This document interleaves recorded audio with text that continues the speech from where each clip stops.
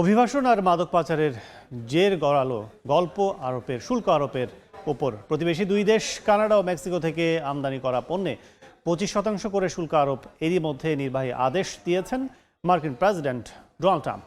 তাৎক্ষণিকের প্রতিক্রিয়া দেখিয়েছেন Justin Trudeau. পাল্টা পদক্ষেপ হিসেবে যুক্তরাষ্ট্র থেকে আমদানি করা বিয়ার, ওয়াইন ও ফলের জুসের ওপর শুল্ক আরোপ করবে কানাডা।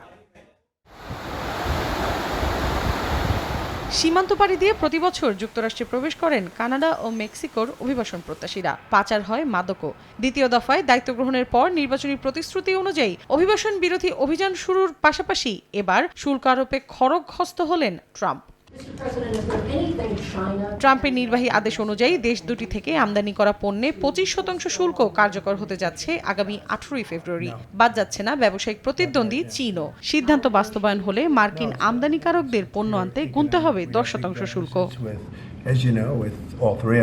মেক্সিকো এবং কানাডার উপর 25% শুল্ক আরোপ করা হচ্ছে, কারণ তারা অনেক অভিবাসীদের আশ্রয় দেয়। পাশাপাশি কানাডার সরকার এই সুযোগের অনেক বেশি অপব্যবহার করে। প্রচুর মানুষ ফেন্টানিল মাদক নিয়ে আসে। এ বিষয়ে হোয়াইট হাউস জানায়, যুক্তরাষ্ট্রে ফেন্টানিল মাদক ও অবৈধ অভিবাসন সংক্রান্ত জরুরি অবস্থা শেষ না হওয়া পর্যন্ত এ আদেশ বহাল থাকবে। সাধারণ পণ্যের বাইরে জ্বালানির ক্ষেত্রে মেক্সিকোর ওপর 25% হলেও কানাডার ক্ষেত্রে আদায় করা হবে 10%। $800 নিচে পণ্য আমদানির ওপর আগের বিশেষ ছাড়ও বাতিল করা হচ্ছে। ট্রাম্পের শুল্ক আরোপের কয়েক ঘন্টা পরই পাল্টা ব্যবস্থা নেওয়ার ঘোষণা দেন কানাডার প্রধানমন্ত্রী জাস্টিন ট্রুডো।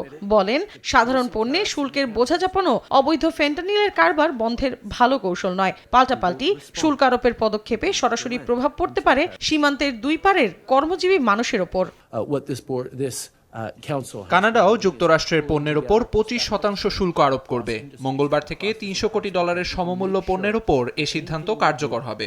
$12,500 কোটি মার্কিন পণ্যের ওপর শুল্ক কার্যকর হবে 21 দিন পর, যাতে বিকল্প খোঁজার জন্য কানাডার ব্যবসায়ীরা সময় পায়।